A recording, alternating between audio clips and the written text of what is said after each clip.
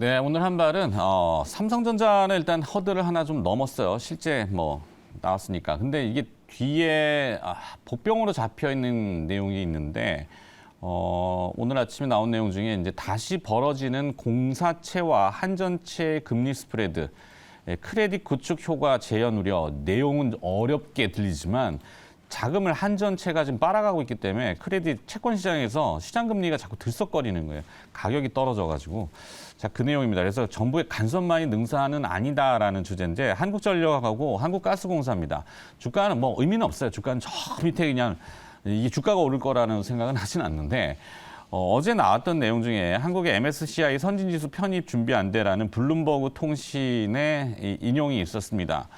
그 내용을 주로 들어보면은 최근에 보면 행동주의 펀드들이 연합해서 지방은행을 좀 인수하고 은행의 그 저평가를 해소하기 위한 주주 행동주의에 나서겠다 이렇게 했더니 정부에서 은행은 약간 공공재의 성격이다라고 멘트를 해버렸어요. 그러면서 금리가 올라가고 이제 고금리 편취라는 그 은행의 어떤 해악성 이렇게 지적을 하다 보니까 해외 투자자들은 한국에 주식 투자를 하게 되면은 은행주 같은 경우는 정부가 컨트롤을 하는구나라는 인식이 돼서 이게 마이너스 요인이 되는 거죠.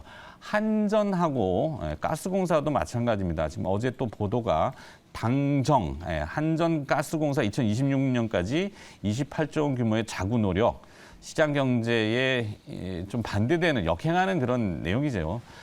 물론 전기 가스 요금 올라가면 서민 물가하고 그다음에 뭐 여러 가지 부작용들 많죠. 하지만 이 요금을 안 올리면은 앞서 말씀드린 대로 한전은 하루에 25억, 한국가스공사는 하루에 13억 원씩 이자만 그냥 따박따박 내고 있는데 그러기 위해서 이제 한전채를 발행하는 거죠.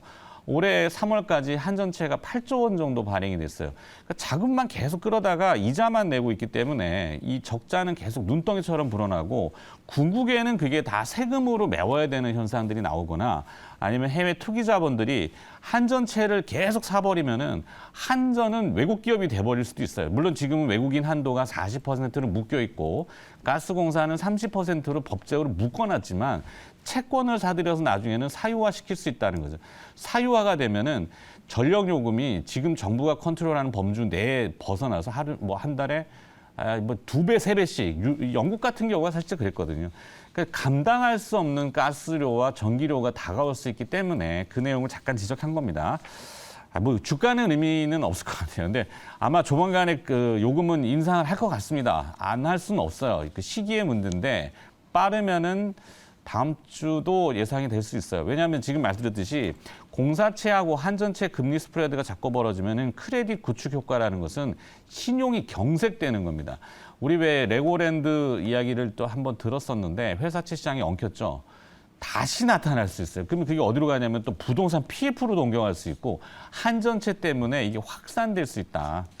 하여튼 얘기가 좀 길어지는데 자, 일단 삼성전자가 오늘 주 포인트니까 요 한국전력하고 한국가스공사는 나중에 다시 한번 또 다음 주에 봐서 이야기를 해드리도록 하죠.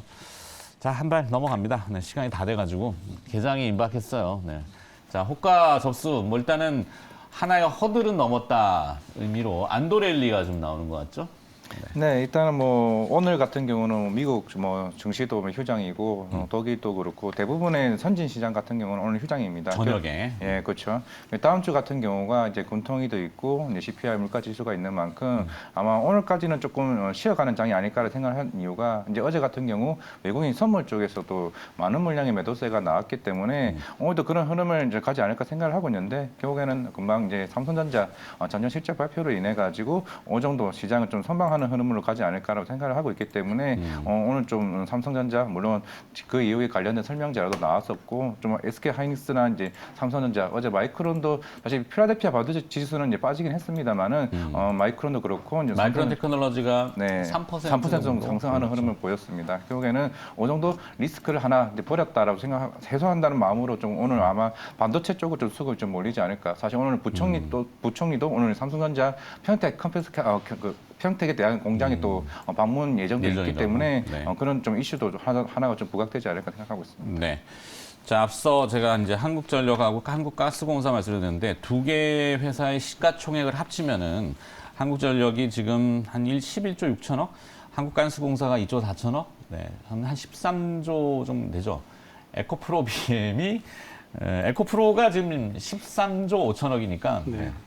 자, 2차 전지 여쭤보는 겁니다. 네, 원가 어떻게 들어오고 있어요? 네, 에코프로가 현재 1.1%, 에코프로 빔이 3%대의 어떤 강세 출발을 예고를 하고 있습니다. 정말 강한 오늘 상황이고요. 또 LG 에너지 솔루션 실적 나오는데 그 효과가 또 플러스로 나올까요? 네, 아마 그럴 수도 있겠죠. 네. 근데 일단 에코프로의 경우에는 이제 수급으로 또 설명을 하는 것 같습니다. 왜냐하면 이제 5월 말에 또 MSCI 이제 편입이 있지 않겠습니까? 자, 개장 임박했으니까 개장 보고 들어갈게요. 개장 준비 들어가겠습니다.